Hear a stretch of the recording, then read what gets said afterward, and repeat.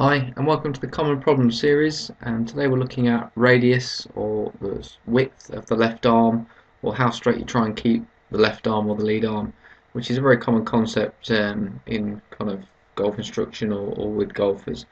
So this client here is very conscious of trying to keep his left arm straighter on the backswing because it's always bent essentially. And he's doing this through trying to keep his left arm as straight and as wide as possible throughout the backswing.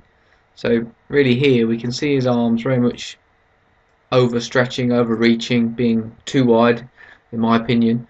And when a swing's this wide it can't stay that wide, and it also influences the body in terms of it pulls the body away from where the ball is, which makes it less consistent or more variable where the club can hit the ground.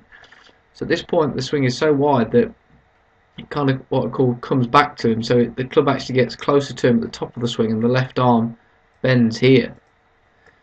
Plus now it's also influenced his head to be a long way behind the ball and his chest as well, which makes it hard to cover the ball and to get back to the ball and get a consistent strike. So in this lesson here where we're training his radius and his left arms, really here I'm asking him to feel what would be a lot narrower and to move the club head first because that's the correct order of the swing, and to what we call set the club more. So the club head moves more than your arm would stretch, and this begins to give us a very different look at this point. So the distance between his legs and his hands or the butt of the club is much smaller. That's what we consider a narrower radius. Now as the club goes back, because the left wrist and the club and the left arm are setting or creating this lever better, we actually now get what looks like a straight left arm at the top of the swing, and his arm structure looks correct. And the beauty of this is it comes down, the club actually starts to what we call lag, so it gets a little bit narrower here as it comes down, which is great, so that stores up the lever and energy. And this is coming down here, we can see the right elbow underneath the left arm. Now that's a very common look between all great players, strikers, swingers, which he doesn't get here on the left of the screen. You can actually see it above.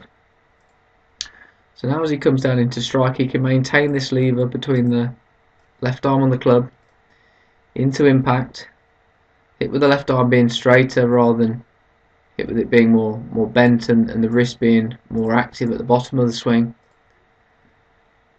and then start to come into his follow through here in a very different way.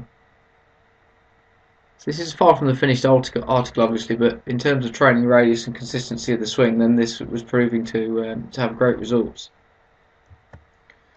Okay, as we look from the back view here, what we'll see is that the club actually goes 2 in on the takeaway here, which would feel the exact opposite. Because it's so wide with the arms, it will feel like the club's not going to go in, but it actually goes in because of the width. The club head gets forced inward, the weight of the club head.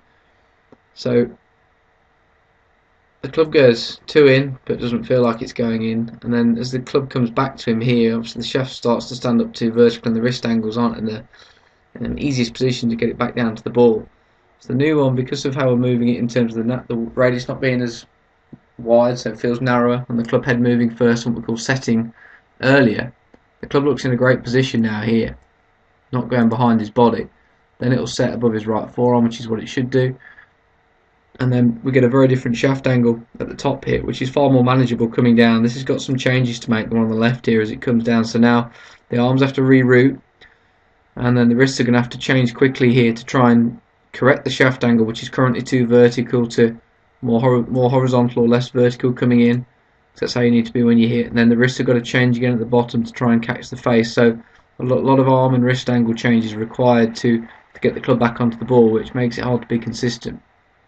Whereas the new one on the right can just come down with the same shaft position here, which is going to deliver far more consistent strikes, and then the hands won't need to be active through the bottom of the ball, and this will produce far better strikes and dispersion with the ball flight. So from this video, perhaps consider, if you're trying to keep your left arm straight or your arm wider, or if you know you have a problem with the left arm bending, then maybe consider how you're trying to improve this or change this, and just trying to be wide or keeping the left arm very straight. isn't always a good thing to do. Okay, this video helps, and any questions, feel free to post those or send those in, and I'll be happy to help.